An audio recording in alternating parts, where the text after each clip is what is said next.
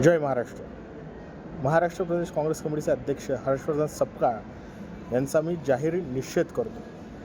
त्यांनी देवेंद्रजी फडणवीस यांच्या राज्य सरकारची तुलना ही औरंगजेबाच्या शासन प्रणालीशी केलेली आहे. ते असं म्हणाले की देवेंद्रजी फडणवीस यांचं राज्य सरकार औरंगजेबासारखं कारभार करत आहे.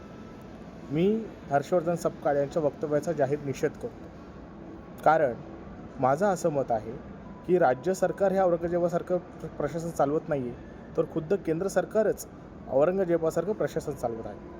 राज्य सरकार हे केवळ त्याचा एक सरदार आहे, जे महाराष्ट्रातलं म्हणजे दख्खन त्यांच्या ताब्यात दिलेलं आहे केंद्रातून. बाकी कारभार सगळा केंद्रातून होतो. राज्य सरकार फक्त त्याच्या इशाऱ्यावर नाचत आहे. त्यामुळं मी हर्षवर्धन सपकाळ यांच्या या वक्तव्याचा जाहीर निषेध करतो. दुसरी गोष्ट म्हणजे उपमुख्यमंत्री एकनाथ भाई शिंदे यांनी हर्षवर्धन सपकाळ यांचा समाचार घेताना असं म्हटलं की देवेंद्रजींनी काय हर्षवर्धन सपकाळांची नखं ओढून काढली का, त्यांची सालपटं खेचून काढली का, त्यांची जीभ कापली का. मग एकनाथ भाई शिंदे यांना असं वाटतं आहे का की हे सगळ्या गोष्टी त्यांनी करायला पाहिजेत? म्हणजे कळत नाहीत की हा सवाल त्यांनी का विचारला.